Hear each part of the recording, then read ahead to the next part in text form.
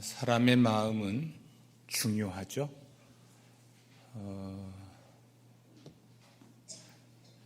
그것은 모든 것이 마음에서 시작이 되고 또는 마음 먹은 대로 우리가 말하고 행동하기 때문에 그렇습니다. 성경에 의하면 사람의 속에서 나오는 것이 곧 마음에서 나오는 것이 사람을 더럽힌다고 하지요. 입으로 들어가는 게 사람을 더럽히는 게 아니고 입으로 나오는 것. 그런데 그 속에서 나온다 할 때 그 속이라고 하는 것을 마음이라고 성경은 기록합니다. 그러니까 마음에서 나오는 것이 다른 누군가를 더럽힐 수도 있지만 기본적으로 그 사람을 더럽힌다는 이야기예요. 음식을 먹습니다. 이 음식이 그 사람 몸에 영향을 주죠.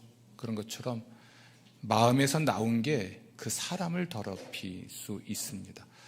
마음이 중요하죠. 예수님도 말씀하시기를 사람은 그 마음에 쌓은 것으로 말을 한다. 또 마음에 쌓은 대로 행동합니다. 마음이 선하면 말도 행동도 선하죠. 마음이 악하면 말도 행동도 악한 겁니다. 이렇게 마음은 우리의 속이고 몸은 우리의 겉이죠. 그래서 겉과 속이 같은 사람, 예전에 그런 책을 읽은 적이 있습니다. 토마토 영성. 토마토 영성은 겉 색깔과 속 색깔이 같아요. 토마토 영성이라는 책이 있습니다. 그래서 왜 토마토 영성인가 했더니 그런 의미입니다. 겉과 속이 같아야 된다는 거죠. 또는 말과 행동이 같아야 된다는 의미이기도 하고요.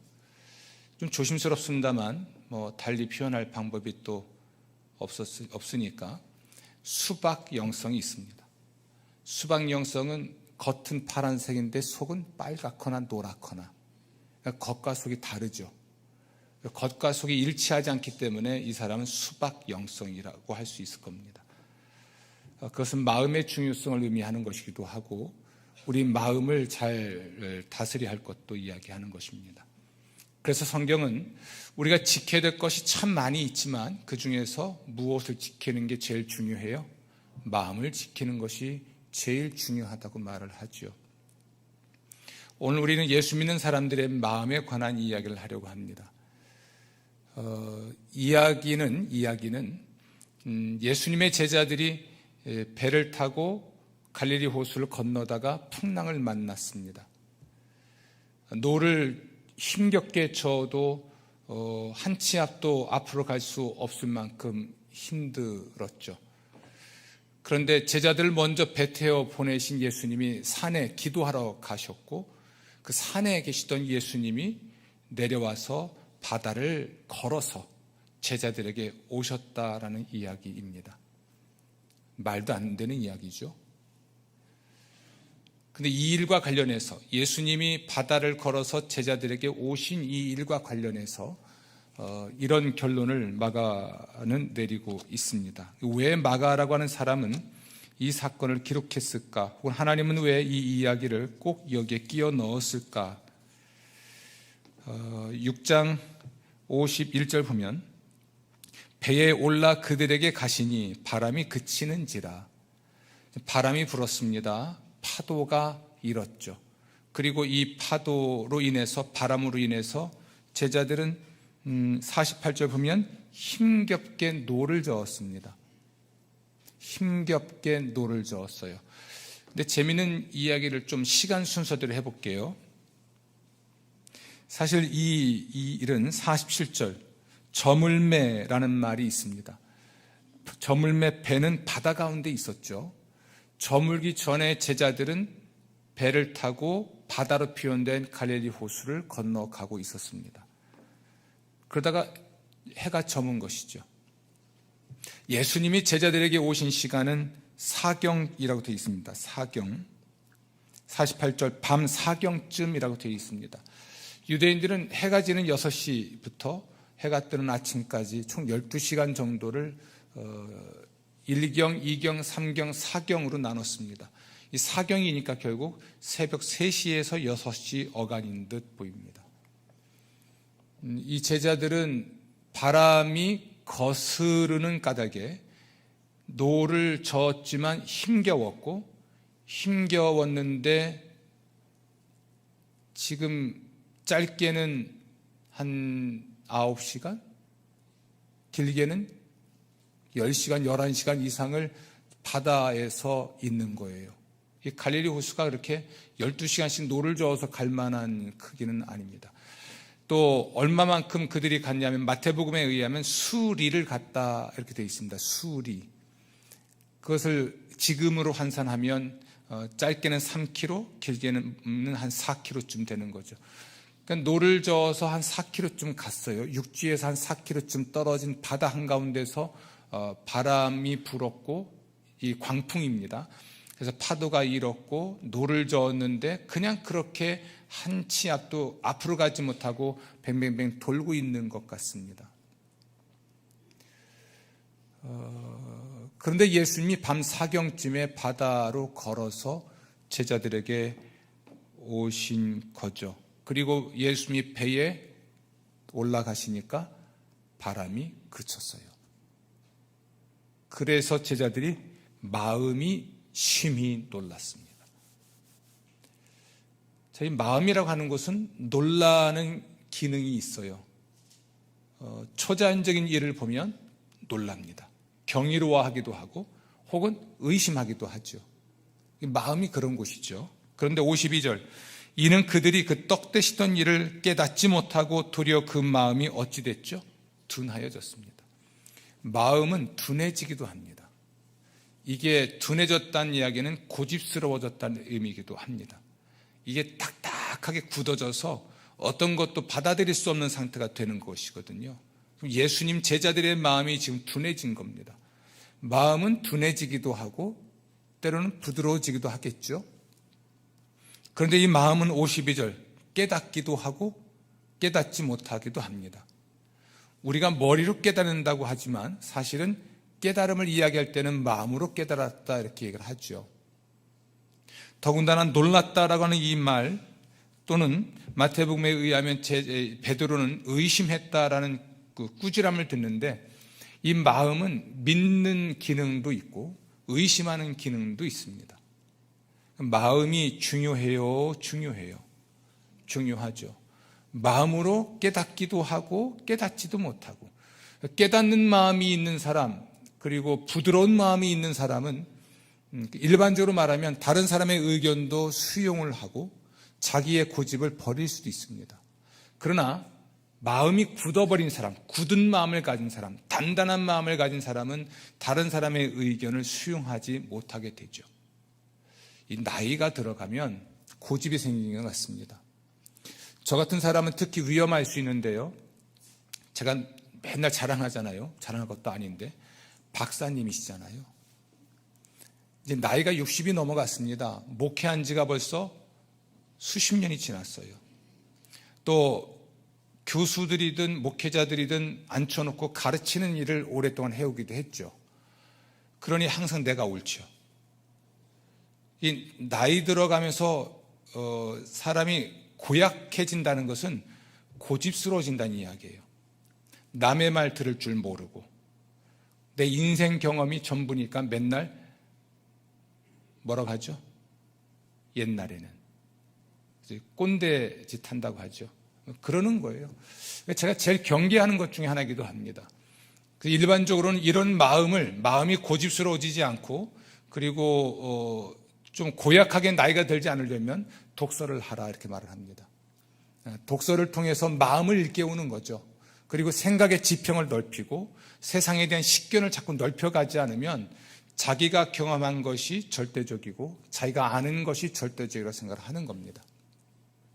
어쨌든 이 마음은 중요한 듯 합니다. 우리는 마음으로 믿죠. 의심도 마음으로 합니다. 우리는 머리로 의심할 수도 있습니다. 논리적으로 맞지 않으면 우리는 논리적으로 의심을 하죠. 그러나 우리에게 가장 고통스러운 건 논리적 의심이 아니라 마음의 의심이에요. 그런데 이 마음을 사진으로 찍으면 나올까요? 이 굉장히 어려운 질문을 의사 선생님이신 우리 이철호 권사님한테 여쭤봐야지. CT로 찍으면 마음이 나와요, 정형외과에서? 죄송합니다. 안 나오죠. 그래서 마음을 숨길 수 있습니다. 요즘 앉아 계시지만 생각이 다 달라요. 마음의 생각이 참 다 다른데요. 그런데 이걸 CT로 찍어서 나오면 너무 좋은데 안 나와요. 그래서 마음의 병은 사진으로 찍을 수가 없고 상담을 하는 겁니다.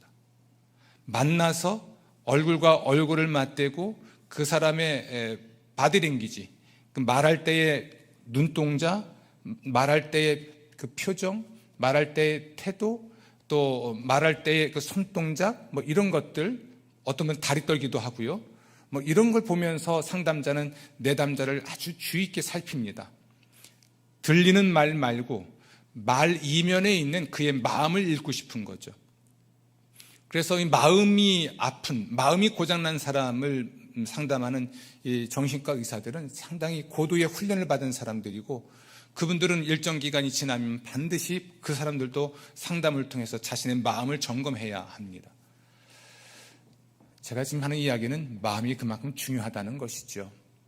근데 이 예수님의 제자들은 그 떡대 씻던 일을 깨닫지 못했습니다. 마음으로 깨닫지 못해요. 떡대 씻던 일이 뭐냐면 오늘 45절부터 읽었습니다만 그 앞에 있는 이야기예요. 예수님이 보리떡 5개와 물고기 2마리, 어린아이 한 사람의 도시락 정도밖에 안 되는 그것을 가지고 성인 남자만 5,000명을 배불리 먹이고 12강주리가 넘치도록 남긴 사건입니다. 그런데 그곳에는 성인 남자만 있는 것이 아니라 그의 가족들, 여자와 아이들도 같이 있었습니다. 이 사람들을 배불리 먹이실 때 예수님이 어떤 방식을 선택하셨냐면 우선은 이렇게 말씀하십니다. 제자들에게 예수님 말씀하시기를 너희들이 먹을 것을 줘라 이렇게 말씀하십니다. 그런데 현실은 그렇지가 않아요. 자, 해가 저물어 갑니다. 남자만 5,000명이 앉아 있습니다. 성인 남자. 그러면 여성과 아이를 합해서 그냥 2배라고 해도 10,000명 정도가 앉아 있는 거죠. 이 10,000명 정도가 먹으려면 돈도 많이 있어야 되지만 중요한 건 동시에 이 10,000명의 사람들이 먹을 음식을 살 곳도 없는 거예요. 요즘처럼 이마트가 있고 롯데마트가 있고 백화점이 있어서 설령 그렇다 해도 대용량으로 10,000명분의 음식을 구한다는 건 거의 불가능하죠. 그래서 쟤들도 그렇게 말합니다.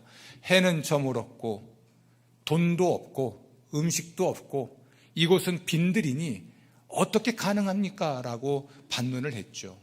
그래서 예수님이 두 번째 하신 말씀은 너희들에게 있는 것이 무엇인지 얼마나 되는지 한번 가져와 봐라 였습니다.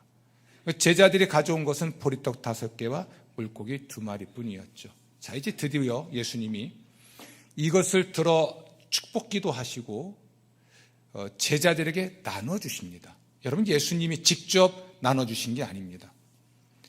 제자들은 예수님의 말씀을 듣고 그 빈들이 있는 사람들을 50명씩 앉게도 하고 100명씩 앉게도 하고 이렇게 무리를 지어 앉게 한 다음에 예수님께로부터 떡을 받고 물고기를 받아서 모여있는 무리에게 갑니다. 가서 그들에게 나눠주기 시작하죠.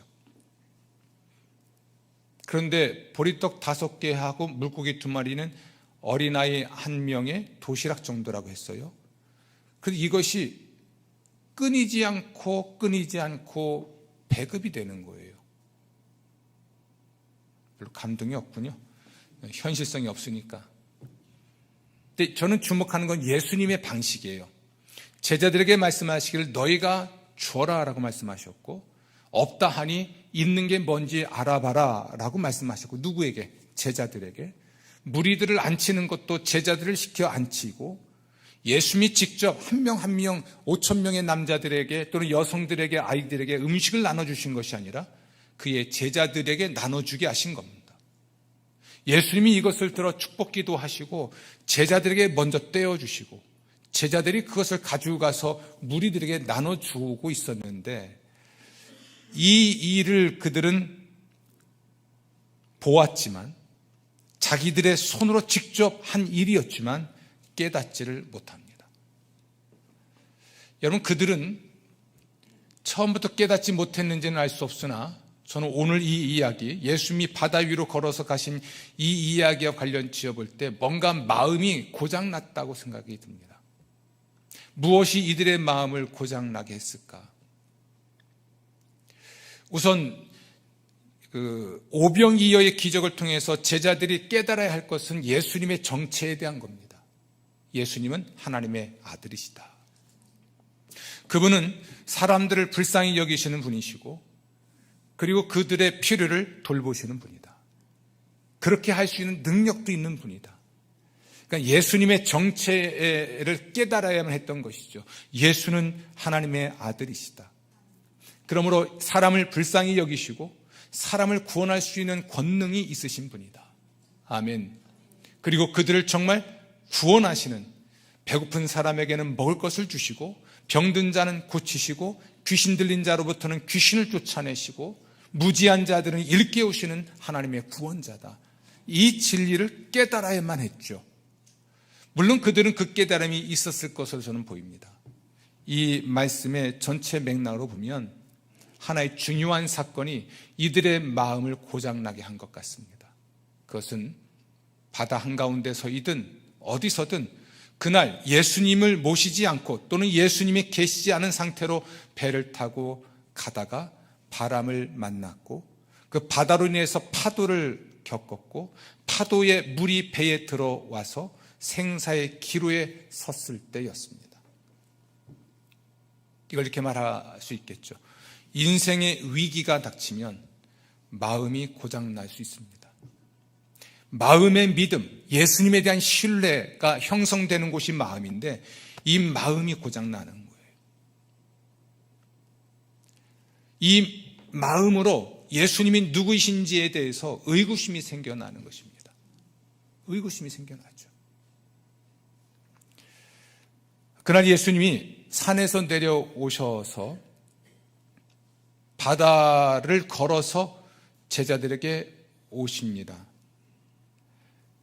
그런데 공교롭게 예수님은 그 제자들을 지나가려고 하십니다. 그때 제자들은 그 예수님을 보고 이렇게 말합니다. 유령이다.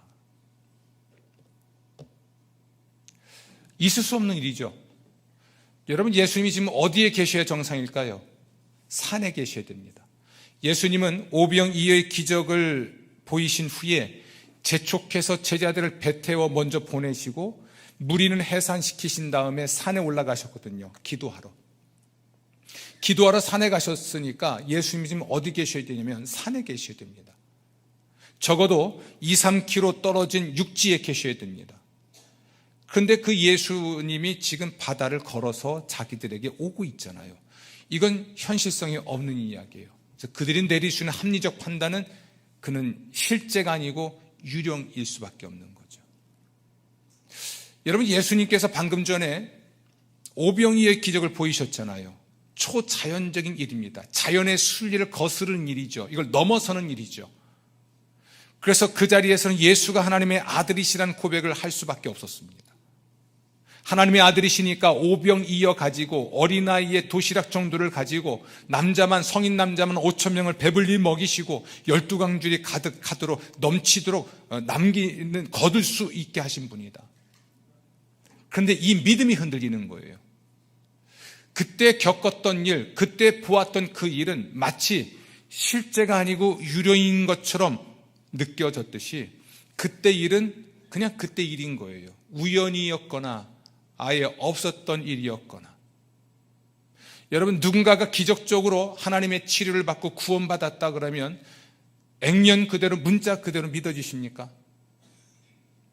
여러분이 어떻게 믿든지 간에 저는 지금도 그걸 생생하게 기억합니다. 처음 암 진단 받은 때부터 이 병원 저 병원 다니면서 소위 말하는 명의들을 만나거나 진단을 받고 결과를 본 내용들을 토대로 나라는 사람이 갖고 있는 병이 어떤 것인지를 제 성격상 왜 안 알아봤겠습니까? 후배도 있고 선배도 있습니다. 의사들은. 이 사진을 제가 선배들 후배들에게 안 보여줬겠습니까? 그리고 저는 하나님의 특별한 은총으로 이 치료를 받고 여러분 앞에 서 있습니다. 오늘도 어떤 분이 묻더라고요. 목사님, 건강 괜찮으세요? 네, 좋아요. 제 등을 이렇게 쓰다보면서 목사님 건강하셔야 돼요. 네, 건강합니다. 자, 이런 일을 보게 되면 마치 예수님이 물 위로 걷는 것 자체는, 사람이 물 위를 걷는 건 과학적으로 불가능하잖아요. 그래서 이 사실을 해석하고 내릴 수 있는 결론은 유령밖에 없는 겁니다. 유령. 하긴 유령도 과학적이진 않잖아요. 실제가 아니라 허상으로 보이는 거죠. 저 사람이 병 치료 받았다고? 에이, 그건 그냥 가짜야. 그건 사기야. 모든 초자연적인 일들에 대해서 사기, 속임수라거나 또는 착각이라고 하거나, 혹은 저의 병에 대해서 오진이라고 하거나, 의사의 진단을 환자가 오해했다라고 하거나 여러 가지로 해석할 수 있겠지만, 이게 우리에게는 마음이 병드는 과정에서 생긴 것입니다. 하나님의 구원하시는 은총에 대한 믿음이 없으니까 모든 초자연적인 역사를 실제로 인정할 수가 없는 거죠. 믿음의 부재죠. 믿음이 없는 겁니다.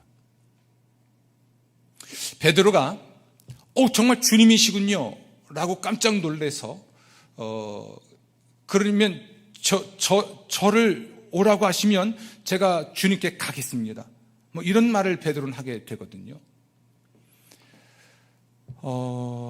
사랑하는 성도 여러분, 마음은 믿고 의심하고 하는 기능을 합니다. 우리 마음이 병들게 되는 것은, 우리 마음을 병들게 하는 일은 초자연적인 일이 있을 때, 혹은 우리 삶에 심각한 위기가 닥쳤을 때입니다. 이걸 다른 말로 마태복음의 표현을 쓴다면 고난이란 말이에요. 고난. 삶의 고난이 닥치면 우리는 주님에 대한 신뢰가 깨집니다. 과거에 받았던 은혜이든 다른 누군가가 경험했던 이 초자연적인 하나님의 구원의 역사는 실제가 아니고 그 사람에게만, 아니면 그 사람의 착각이거나 있을 수 없는 일로 치부해 버립니다. 오늘 이 이야기는 매우 중요합니다. 저는 이 예수님의 제자들이 바다를 건넌 예수님을 만난 사건을 다시 한번 경험하게 된 것에 주목하는 게 아니라 이 일에 대한 마가라고 하는 사람의 해석 또는 성경의 해석에 주목하는 겁니다. 예수님이 배에 올라오심에 바람이 그쳤다. 물론 바다도 잔잔해졌죠. 바람과 바다를 제어할 수 있는 권세와 권능을 가지신 분이 예수님이시거든요. 이 사실을 방금 전에 경험했습니다. 불과 길면 10시간 전에, 아니면 보다 훨씬 더 오래 전에, 13시간, 14시간 전에 이미 경험한 사건이에요. 그런데 그 경험 이후에 자기들에게 위험이 닥치니까 예수님에 대한 신뢰가 무너지는 것이죠. 깨닫지 못했고, 당연히 사람이 무리를 걸어올 수 없다는 그냥 전제하에 예수님, 실제 예수님을 유령으로 생각할 수밖에 없었고, 그리고 예수님을 인하여 그들은 마음에 놀랄 수밖에 없는 일이 벌어진 것이죠. 마음이 병드는 건, 또는 마음이 고장날 때는 내 삶이 고난으로 가득할 때인 듯합니다. 그 고난이 오래가고 그 고난이 반복될 때 우리는 성경의 어떤 진리도, 또는 우리 성경에 드러난 우리 예수님에 관한 어떤 진리도 의심할 수밖에 없는 것 같습니다.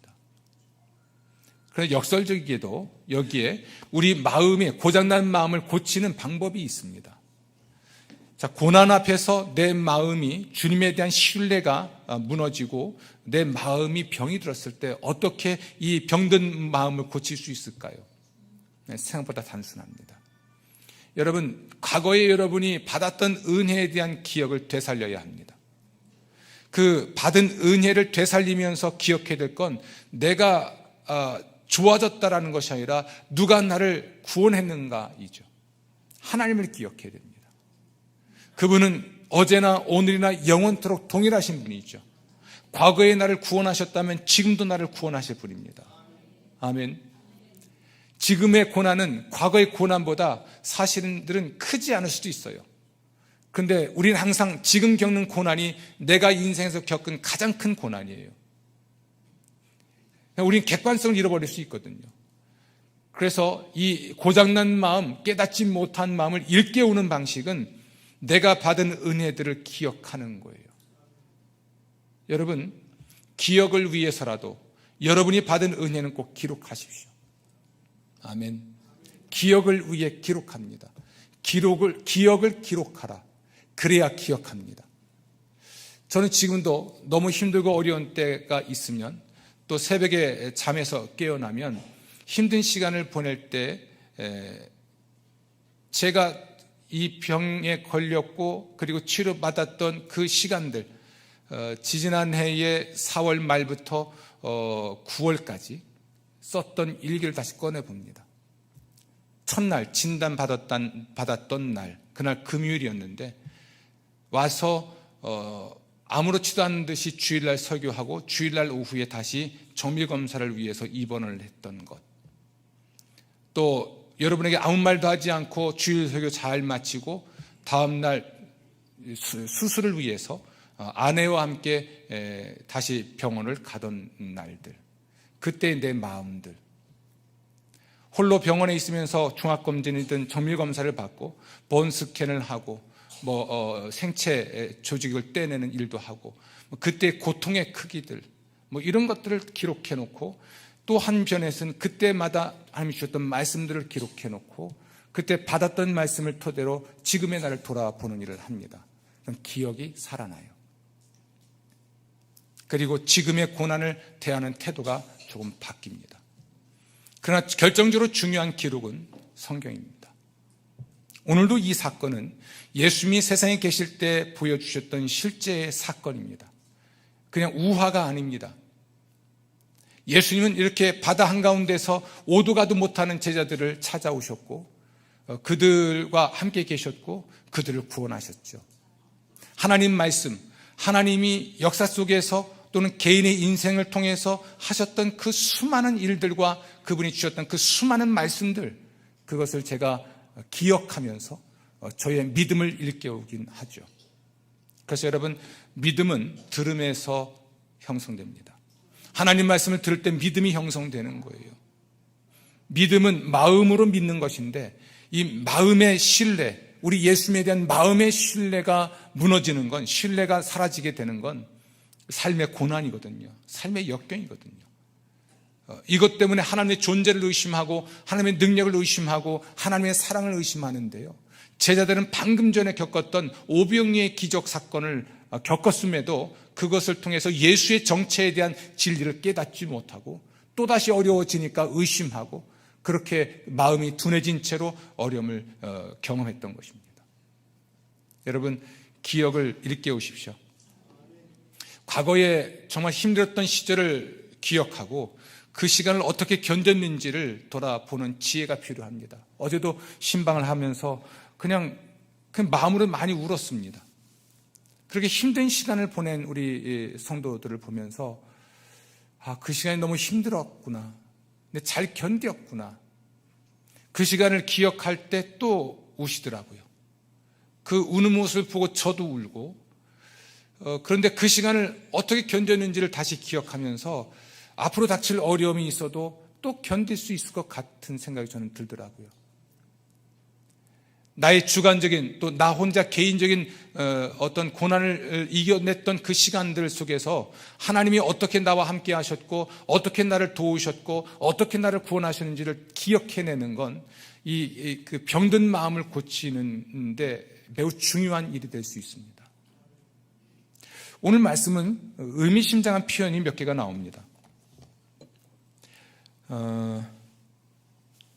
46절, 무리를 작별하신 후에 기도하러 산으로 가셨죠. 저물매 배는 바다 가운데 있고 예수는 홀로 어디에 계십니까? 무태 계시죠. 그런데 바람이 거스름으로 제자들이 힘겹게 노젓는 것을 보시고, 누가 보셨습니까? 예수님이 보셨습니다. 마태복음에 의하면 수리가 떨어져 있습니다. 자, 여러분 보세요. 공간으로 보면, 물리적으로 보면 예수님은 산에 계시죠. 제자들은 바다에 있죠. 그리고 지금 이 육지와 뭇과 바다는 짧게는 2km, 길게는 3km 정도 떨어져 있습니다. 그리고 밤이에요. 사경입니다. 사경. 새벽 3시에서 6시 사이. 예수님이 산에 계시든 뭇에 계시든 제자들이 눈에 보였을까요? 어떻게 생각하세요? 등대가 있어서 비춰졌을 것이다. 예수님의 눈에서 광채가 나와서 봤을 것이다. 어떻게 생각하십니까? 혼자서 별 상상을 다 해봤습니다. 어떻게 보셨을까? 이 표현이 정말 봤다는 것일까? 아니면 그들이 힘겨워하는 것을 아셨다는 것을 표현하는 방식일까? 근데 무엇이 되었든지 간에 중요한 건 우리 주님께서는 제자들을 처음부터 그 시간까지 그들이 힘겹게 노를 젓고 혹은 바람이 불어서 지금 생사의 기루에 서게 된 그 상황들까지 처음부터 끝까지 주님은 다 알고 계셨고 보고 계셨다는 이야기입니다. 바로 그 순간에만 보셨다는 게 아니에요. 제자들을 배 태워 보내시고 홀로 산에 올라가시는 그 순간부터 하나님께 기도를 하고 있었으나 예수님 마음은 또한 제자들을 향해 있었고 그분의 초자연적인 지각 능력으로 제자들이 겪고 있는 일들을 아셨고 그것을 보셨고 그리고 더 이상 방임할 수 없는 혹은 제자들이 자신들의 문제를 해결할 수 없게 되는 그 상황에 친히 산에서 내려와서 바다를 걸어서 제자들에게 오신 겁니다. 주님은 사실은 베드로에게 제자들이 이렇게 말씀하시잖아요. 안심하라, 내니 두려워하지 말라. 그래서 내니 이 말은 나다라는 뜻입니다. 모세가 하나님을 만났었고 하나님의 이름을 여쭤봤을 때 나는 나다 이렇게 대답하십니다. I am who I am. 나는 나다. 이 여호와라는 말의 뜻입니다. 나는 나다. 나다.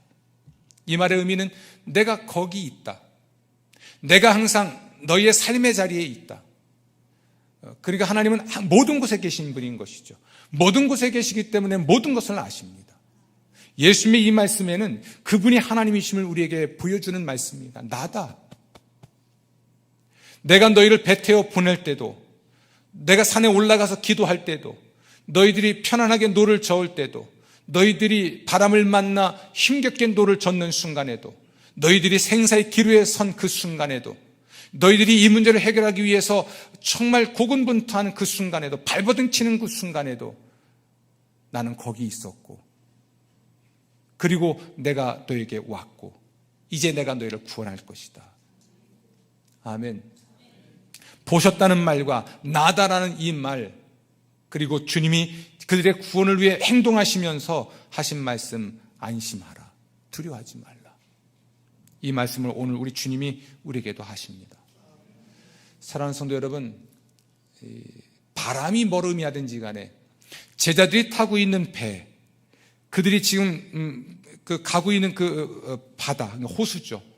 그것, 바람이 뭘 의미하든지 간에 내 인생의 파도를 일으키고 내가 타고 있는 그 배에 부딪히고 내가 노를 젓지만 밤새도록 노를 저어도 한 걸음도 갈 수 없게 된 것처럼 인생의 진보라는 건 조금도 없고 이 삶이 나아지기는커녕 삶의 질이 좋아지기는커녕 항상 제자리걸음하는 것처럼 느껴지는 그 순간들, 그 모든 걸 주님은 보고 계셨고 보고 계시고 그리고 우리에게 오시고 우리를 구원하시고, 그러니 어떤 고난 중에도 안심하라, 두려워하지 말라 말씀하십니다.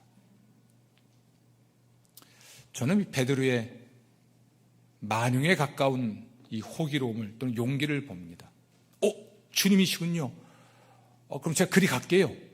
갈까요? 여쭤보는 장면에서 주님이 그래? 여기 와라 이렇게 말씀하십니다. 거기까지 생각했는지는 모르지만 저 혼자의 상상입니다. 주님 계시지 아는 주님이 계시지 아니한 배 안보다는 주님이 계신 바다와 바람과 파도 속이 안전하다고 여긴 걸까요?